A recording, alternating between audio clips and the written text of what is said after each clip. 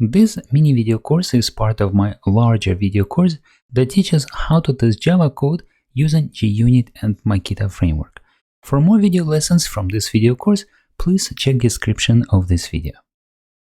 In the following lessons, we will continue learning to write unit tests, but we will follow the test-driven development process. And in this lesson, I want to give you a short introduction to test-driven development process. Test-driven development is a way of structuring your development process. If not following the test-driven development process, then we usually first write application code, and only then, once our application code is ready, we write unit tests to test application code. In the test-driven development process, we first need to write the unit test, and then, when we have a unit test, we write application code to make this unit test pass. When following test-driven development process to write application code, we will follow 4 important steps that define the test-driven development lifecycle. These are read, green, refactor, and repeat. The first step in test-driven development lifecycle is called read, and it is called read because the color of a failed unit test is red. At this step, before writing any application code, we first need to write a unit test. Once we have this unit test, it will fail because there is no application code it can test. So once we have a failing unit test, the next step will be to write application code to make this unit test pass. Also, at this step, it is a good practice to write a minimum amount of code, just enough for your unit test to fail. As soon as your unit test does not compile, for example, it is time to stop writing unit test, switch to application code, and add just enough code to make unit test compile again. The next step in test-driven development lifecycle is called green, and it is called green because the color of passing unit test is green. At this step, we need to write application code to make our failing unit test pass. Once unit test passes, its color will turn to green, and we can continue to the next step in test-driven development lifecycle, which is refactor. This step is called refactor because at this step we need to clean up both unit test code and application code for it to look and work nice. So at this step we need to review our unit test code and application code and see if there is anything that can be improved. If there is something that can be improved, adjusted, then it is done at this step. For example, you can double check how your test method is called, how method variables are called, and if there is any code that is repeated and can be reused. And the final step in test-driven development lifecycle is called repeat. And this means that we need to pick up the next piece of our application functionality and implement it by repeating the previous 3 steps. First, we write a new unit test that will initially fail. Second step is to write application code to make this unit test pass. And the third step is to refactor unit test code and the application code to make it look and work good. Alright, so let's continue, and in the following lectures we will try to follow the test-driven development process. In the following lessons you will learn about test-driven development, and in this section of the course I will use a new project. Now, you can create your own Java project, or you can use my project that I have created and attached to this lecture. And my project is a Maven-based Java project, and it does not have any application or test code. The test folder is empty, and the main application Java folder is also empty. It is an empty project, but it does have JUnit dependencies in POM.xml file. So here's the JUnit Jupyter dependency, and it also has the Maven Surefire plugin added. If you choose to use my project, then pause this video lesson now, download the project that I have attached to this lesson, and open it in your development environment. Alright, so in this lesson I will create a new test class and a new test method. To create a new test class, I will select Java folder in a test directory, and inside of Java folder I will create a new Java class. I will call this Java class UserService test, and will create a new test method. I will start with test annotation, void test, and the very first method that I want to implement and test will be that I can successfully create a new user. So create user will be the name of my method under test. Now, next comes the condition or the state change, and here I can say when user details provided, then I should indicate what should be the expected result. When user details are provided, then I'm expecting the create user return a user object. So I will type return user object like this. Test create user method, when user details provided, returns user object. And I will set the structure of my test method right away. Arrange, act, and assert. Alright, so we have a new test class and we have a new test method created. Now let's continue, and in the following lecture we will implement the create user method. My test method starts with test create user, where create user is the name of a method under test, and this means that this test method will be testing code in the method that is called create user. I'll need to create this method, but a method cannot exist without a class, so I'll need to create class first. In the arrange section, I'll create an object of this new class. I'll call it UserService, and I will create a new instance of this class. Now, my code does not compile, which means that I need to stop writing my code and fix this problem first. And remember that in the test-driven development approach, we stop working on a test method as soon as it does not compile or fails. So we need to fix this compile issue first. And to fix it, I will need to create a class that is called UserService. So in my application code, in the main package, in the Java folder, I will create a new class, or I will create a new interface first. So I will choose new class and then I'll select interface and I will call it UserService. It is a good coding practice to use interfaces for your service classes, and the technique is called code to interface, and later in this project you will see how it is helpful. So I'll create a new interface, and now I will create a class that implements this interface. To do that, I will do right mouse click and then select show context action, and from the list of options I will select implement interface. I will call this new class UserService Impo, or UserService implementation, and we'll put it into a destination package, which will be com apps developer block dot, let's say I'm working on eStore application, and I will put it into a service package. This is going to be a custom package that I'm creating. You can come up with a different package name for your project. Alright, so this will create a new package and it will place my interface implementation class into this new package. Now I will refactor UserService and I will move it into the same package as well. So I'll select UserService interface, I'll simply drag and drop it into that package. Like this. Now both of my classes, the UserService interface and the implementation of this interface, is inside the same package com apps developer block eStore service. Now I'll move my UserService test class into the same package. So I will select the UserService test class, we'll do right mouse click on it, we'll choose refactor, and then we'll choose move class. And I will move it into the same package. So it's com apps developer block, then eStore, then .service, and click on refactor button. Now my UserService test class is in the same package as my UserService interface and UserService implementation, okay? But my code in the UserService test class still does not compile. And this time it is because I'm creating a new instance of UserService interface. I need to be creating a new instance of a class that implements UserService interface. So I will add impo, new UserService implementation. And now my code compiles, and this means that I can continue working on this test method.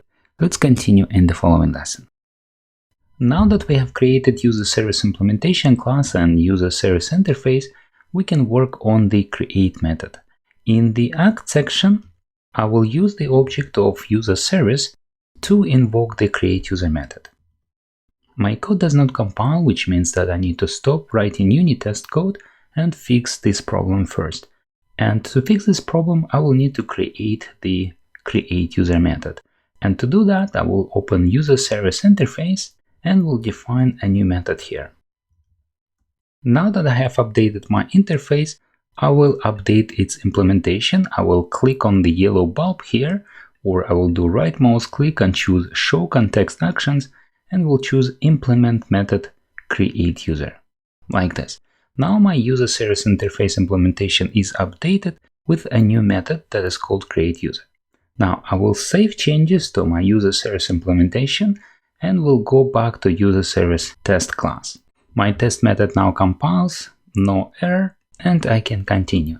Now the next part of my test method name says that when user details provided, it should return user object. So I need to provide user details to this create user method. What are these details that I want to provide? These are, for example, first name, last name, email, and password. So in the arrange section, I will prepare these user details. I will start with first name, last name, email, and password. And to make sure that there is no typo in the password, I will ask user to repeat their password. Now I can provide these user details to my create user method. Like this.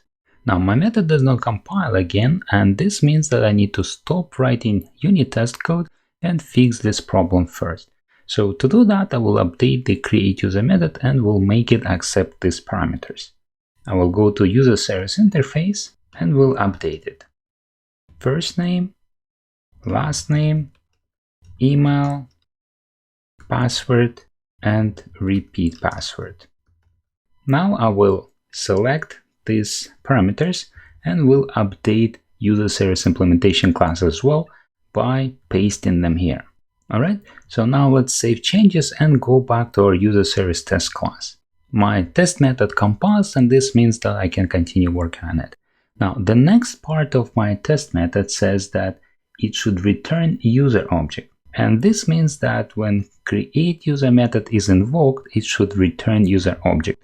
So let's define user object and assign the result of create user method to the user object. My test method does not compile again because I do not have this user class. So I need to stop working on test method and create this user class. To do that, in the main Java folder of my application, I will create a new Java class and I will call it user. The class is created and I will move it to a model package. To do that, I will select the class, will do right mouse click, will choose refactor and then move class to a package that I will call com apps developer block eStore and then model, and we'll click on refactor button. This package does not exist. Do I want to create it? Yes. Destination directory is my source main Java folder. I'll click on OK, and now I have a new package that is called model, and inside of this package I have a user class. Alright, so we have our user class. Let's go back to user service test and import this class. Now our method does not compile again, and this is because the create user method that we have defined in user service interface is void. Let's have a look at it. I will open user service interface and it says that the create user method is void. So we need to update it and we need to make it return user object. Let's import user class. And now we need to update interface implementation as well. To do that, I will do right mouse click, choose show context actions, and then we'll select update implementation to reflect signature change, like this, and we'll click on update. This will update the implementation of create user method inside of user service implementation class. Here it is. But it does not compile. We have an error because it does not return a user object. So let's make it return an empty user object first, like this. Now our user service implementation class compiles. I will save changes to this class. I will go to user service, save changes here, and we'll go back to my user service test class. And now my test method also compiles and I have no error in the act section. Alright, so we are almost done with our method. The last section is assert, and here we want to make sure that this value, user object, is not null. To do that, I will use assert not null assertion. Let's import it. from org JUnit Jupyter API assertions, the first parameter is our user object, and the second parameter is optional error message. For example, the create user method should not have returned null, like this. Now I will save changes to my UserService test class, and we are ready to run this test method and see if it works. Let's try.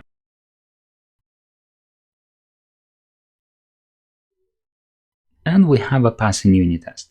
Alright, so now that we have a passing unit test, the next step in the test-driven development process is refactor.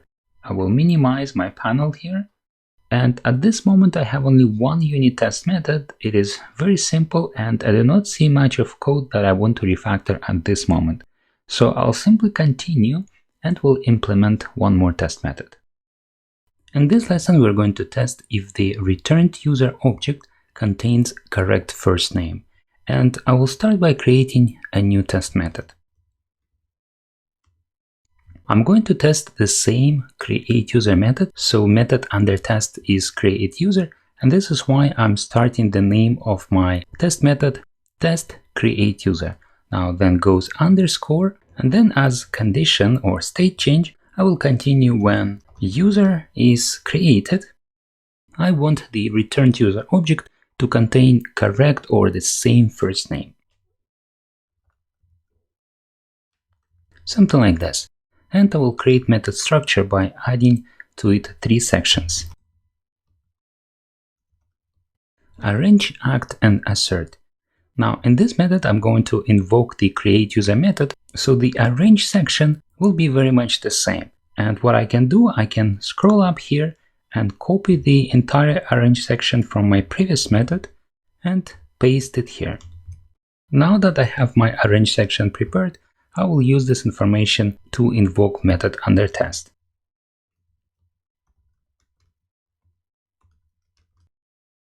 And now that I have my act section ready, I will validate that the returned user object contains same first name.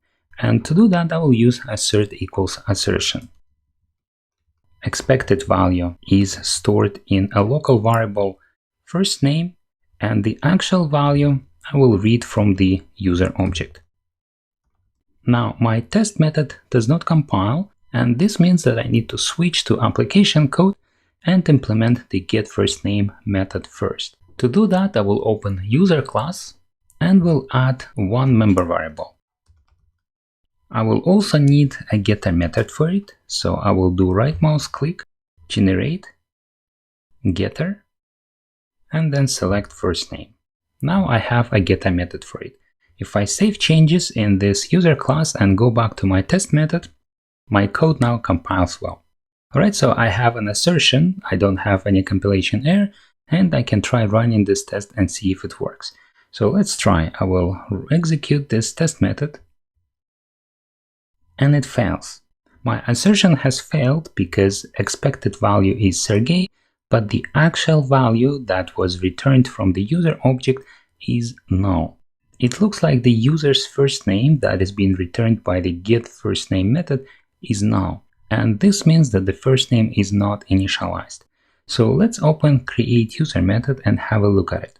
This is my interface. I will go to implementation of my interface in the UserService implementation class, and here in this method that creates new user, I'm returning an empty user object. It creates a new user object but does not initialize any properties. So I will need to at least give it user first name for it to initialize it. Now I will open user class and I will create a constructor to initialize first name. To do that, I will do right mouse click and then choose generate and then select constructor and we'll select first name. Click on OK.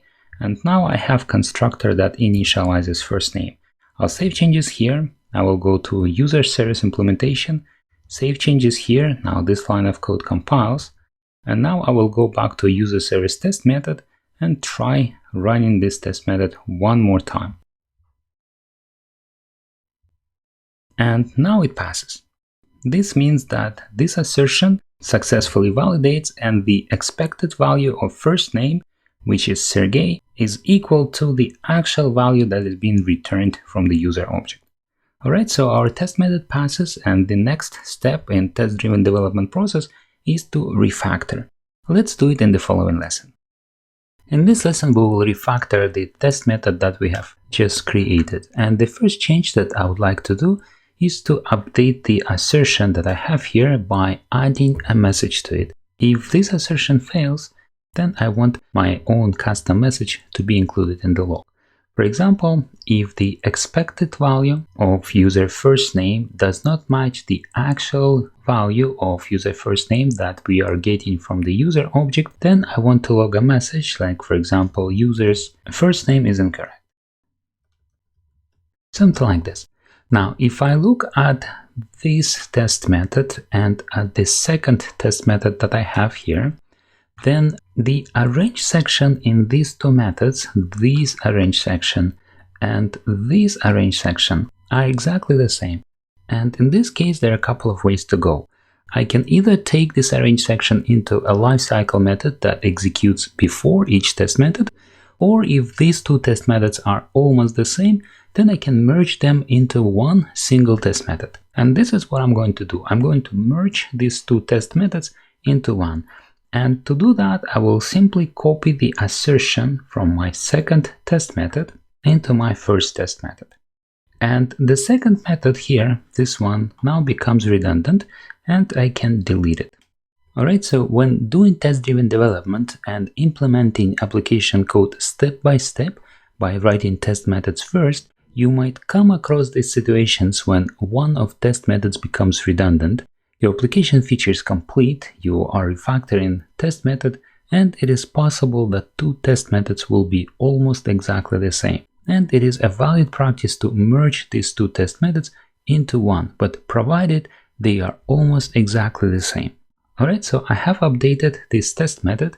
I will also add a display name. With a display name, something like user object created. And I will run this test method to make sure that it still works. And it passed. Alright, so let's continue to the next lesson. Now, we have a test method that checks if the created user object contains correct user first name. But we also need to verify that this user object also contains correct last name and email address. So let it be your practice exercise. Follow the test-driven development and verify that the returned user object also contains correct last name and correct email address. I would not make the create user method return user object that contains password, because password is considered sensitive information and we usually do not return password back. I will also pause recording and I will add two more assertions to this same test method.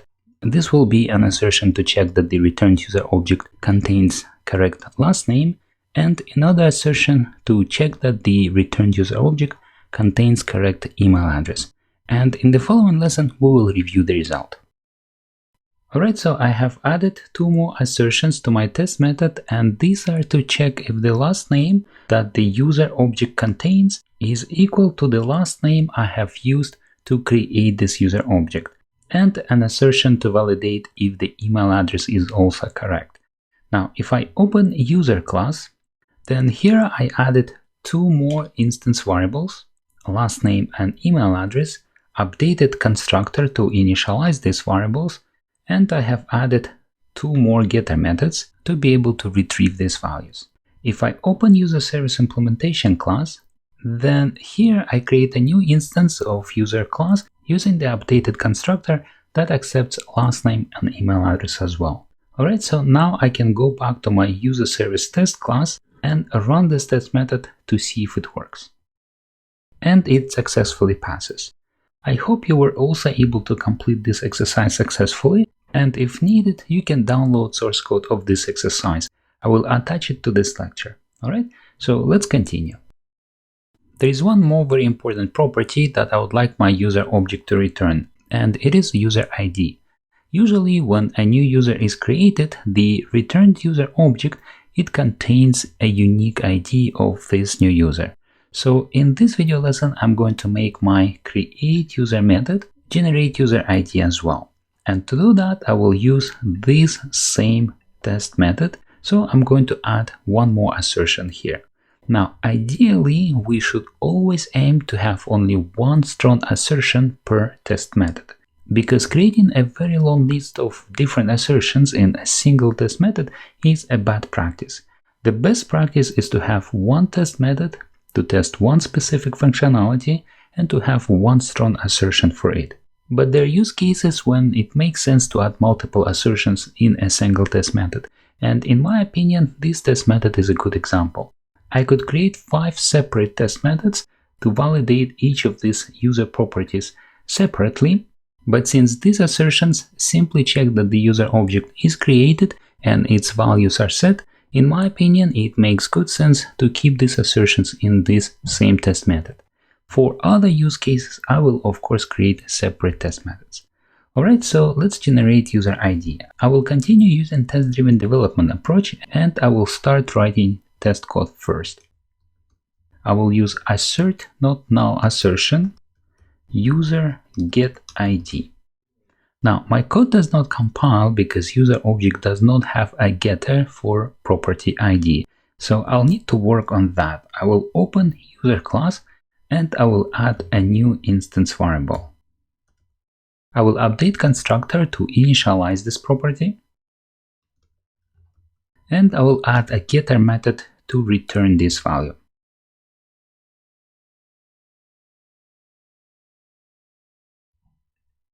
Alright, so let's save changes in our user class and go back to test method.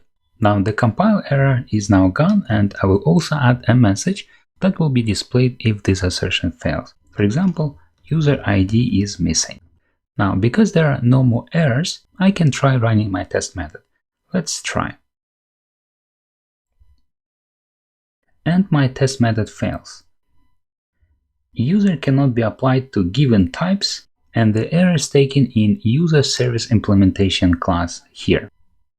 I'm creating a user object, and to be able to create it, I need to add one more parameter, which is going to be user ID. Now I will use UUID to generate a unique value, like this.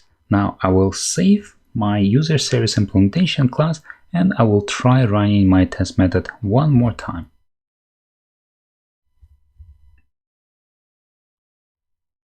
And now it passes. Let's minimize console. Alright, so we have assertions to validate if user object is not null, and we have assertions to validate if first name, last name, email address are correct, and if ID is also set. If I need to validate other use cases, like for example, if I need to validate the minimum length and the maximum length of user first name or user last name, or of any of these properties, then I will create separate test methods. I'll also create a separate test method, for example, if I need to validate the length or the strength of the password, or if I need to validate that email address has correct format. All of these validations will be already separate use cases, and I will use separate test methods for that. For example, in the following lesson, we will consider a negative scenario for which we will need to create a separate test method. Let's continue. In this lesson, we'll create a new test method to check if the createUser method throws correct exception when one of the required fields is missing. For example, if user's first name is missing, then we want our createUser method to throw an illegal argument exception. Alright? So let's work on it. In this section, I practice test-driven development, so I will start writing test code first. I will scroll down a little bit, and here I will add a new test method. I'm testing the same createUser method, so the name of my method under test is createUser. Now, the use case I want to test is when first name is empty, so I will include it into the test method name as well. When first name is empty, underscore, and the expected result is that the createUser method, in this case, should throw an illegal argument exception. So I will continue, throws illegal argument exception. Something like this. I think I made a typo, illegal, alright? And I will add display name as well. For example, empty first name causes correct exception. And I will create the arrange, act, and assert sections. Alright, so I will need to call the createUser method and provide it with the same parameters, which means that the arrange section will be almost the same again.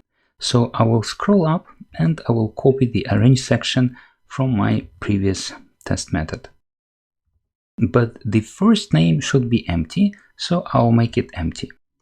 And now I can use the instance of UserService implementation to invoke the method under test and provide it with these parameters. Create user, and now I will give it the needed parameters. First name, last name, email, password, repeat password. Alright, so now I need to assert that this call throws an illegal argument exception, and we can do it this way. We will use assertions and then assert throws assertion. The expected type is illegal argument exception, and then I need to provide executable, which is going to be a lambda. And at the end I will provide a message. For example, empty first name should have caused illegal argument exception.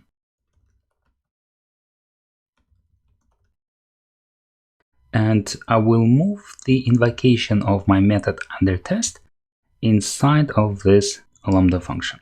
Alright, so we have invoked the method under test, and we have an assertion that will validate if the call to create user method will throw an illegal argument exception. I'll change the section header to act and assert. Okay, so at this point we did invoke method under test and we do have one assertion. So it's a good time to run our test method and see if it passes. Let's try. And it fails. Our assertion fails with a message: empty first name should have caused illegal argument exception. Expected exception is illegal argument exception, but nothing was thrown. And the next step in the test-driven development process is to fix this issue and make our test method pass. So I will go to create user method, will open its implementation, and I will check why is it that it does not throw exception. And it does not throw a legal argument exception because there is no code for it. So let's implement it. I will simply check if first name is not null or if its length is not 0.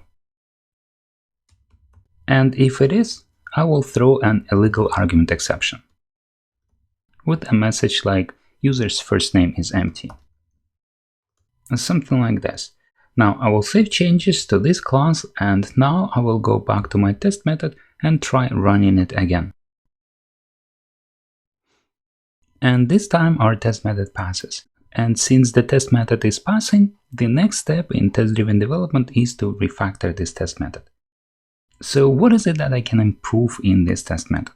What we can also check here is that the error message that the exception object contains is the one that we expect. In the UserService implementation, we throw a legal argument exception with a specific message, so we can validate if our exception message contains correct error message. So let's do that. I will assign the result of assert throws to a local variable, something like this, and now I can use this object to read the exception message, and I will do it in the assert section. I will use assert equals assertion, and the first parameter that assert equals accepts is the expected value. The expected value I can take from UserService implementation. I will copy it from a legal argument exception and paste it here, or I can actually create a new local variable in the arrange section. For example, expected exception message, like this. And now I will use this local variable instead. And the second parameter is the actual value, and the actual value I will read from the exception object. And now I can run my test method one more time and see if it works. And it passes. Let's minimize the panel and add an optional error message. For example, exception error message is not correct. I'll put it on a new line, and we'll run my test method one more time to make sure it works. Okay, so it is working well. Now if I look at this test method and if I look at this test method, then I see that the arrange section is pretty much the same again. So I can move some of the duplicate code into a lifecycle method that executes before each test method. So let's create before each method. I will use before each annotation. I will call it init, and I will use it to initialize the variables that my method under test needs. I will cut everything from here and I will move it here, and I will define instance variables above. Like this. And now I will delete data types from here. Okay. And now I can delete duplicate code from my test methods. I have removed arrange section from my first test method, and I will do the same for the second test method, but in this case I will leave first name and I will leave the expected exception message because these two local variables are unique to this test method. Alright, so now I can save changes in my test class, and I will run all test methods in this test class to make sure that all of them still work. And both of my test methods pass. User object created and empty first name causes correct exception. Alright, so everything is working well and we're good to continue. Now, there are other test methods that you will need to write to complete the create user functionality. For example, you can write a test method to validate that an empty last name or empty email or empty password also trigger illegal argument exception. And you can also write test method to validate if the password, for example, and repeated password, if they do not match, then an exception takes place. And you can also implement test method to validate if the password is 8 characters long, for example, if it is alphanumeric and if it contains at least one special character. Think of other use cases and then for each edge case, create a separate test method. Depending on the business requirement for your application, there can be many other features that you can develop following test-driven development. For example, you can also implement a separate test method and make sure that user's first name is longer than 1 character and shorter than, let's say, 30 characters. Or even better, you can follow test-driven development process to implement a separate validator class. This validator class will have methods that validate each of these user properties, and then you can inject this validator class into create user method or even class as dependency injection, and then use it in create user method to make sure that user details are valid. There are different ways how you can implement create user functionality. Alright, so before continuing to the next section, as an exercise, try implementing a new test method to verify that an empty last name will also make this create user method throw an illegal argument exception.